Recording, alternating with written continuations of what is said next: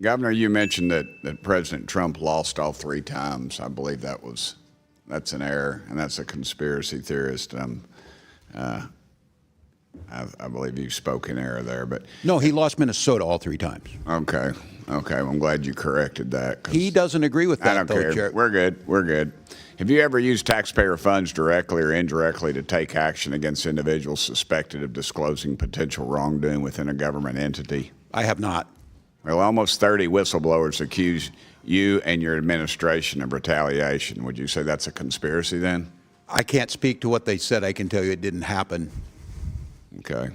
Are you aware of reports alleging state officials have engaged in retaliation against whistleblowers? No, I'm not. Not specifically, no.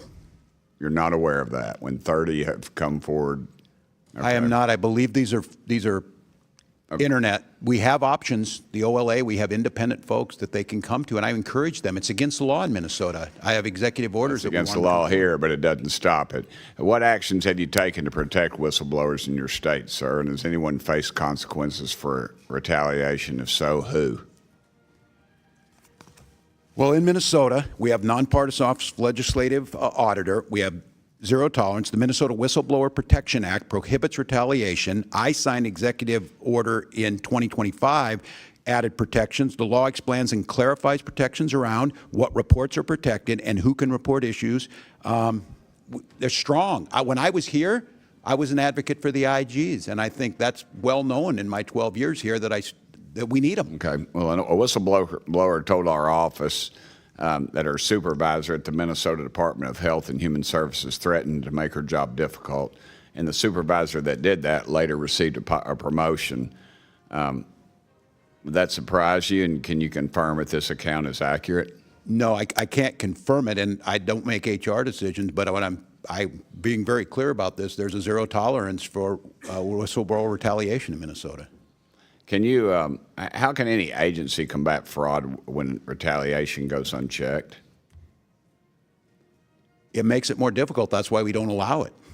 Do you think that the fraudsters sent stolen funds to Somali terrorist groups?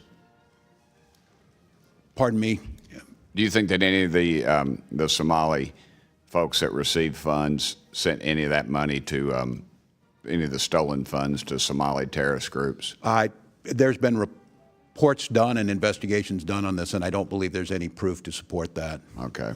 Mr. Attorney General, do you recall a December 2021 meeting with individuals connected to Feeding Our Future, during which you stated there will be cases that you know I want you to feel free to call me directly, and then I call up and what's the problem? And let me tell you, just letting the inquiry from AG is sometimes enough to make people knock it off. Congressman, yeah, I was at a meeting like that. Let me just say that I've reported on this numerous times. I've been in front of a committee in the Senate. I'm here today. I was in front of a state House committee. This is a widely discussed matter, and I've been fully transparent. But let me just be clear. These people were fraudsters, as everyone here agrees. They were liars. They lied to me. They lied to courts. They lied to everyone. And I would like you to know that I do meet with community meetings all the time. I mean, it's a regular part of my job. Nothing unusual about me meeting with people. Nothing unusual about me telling people, if you got a problem, my office will try to help you. But these people were liars and fraudsters. Okay. The main thing is I'd like you to know is that we're down so many federal prosecutors that it has put our ability to hold these people accountable definitely at a loss. Yes, sir. 8-hour days do get long. In September of 2022, you issued a press release titled, "For 2 years, Attorney General Ellison's office has held Feeding Our Future accountable." Does that sound familiar? Thank you for the question, Congressman. Let me tell you, the Department of Education. Does it sound familiar or not, sir? It certainly does. And okay. The Department of Education. How much did you receive in campaign contributions from individuals charged in the Feeding Our Future case? Every campaign donation I got was returned to all authorities. Okay. Everybody knows about the $250 million in fraud for Feeding Our Future case, which was prosecuted by the U.S. Attorney's Office in Minnesota.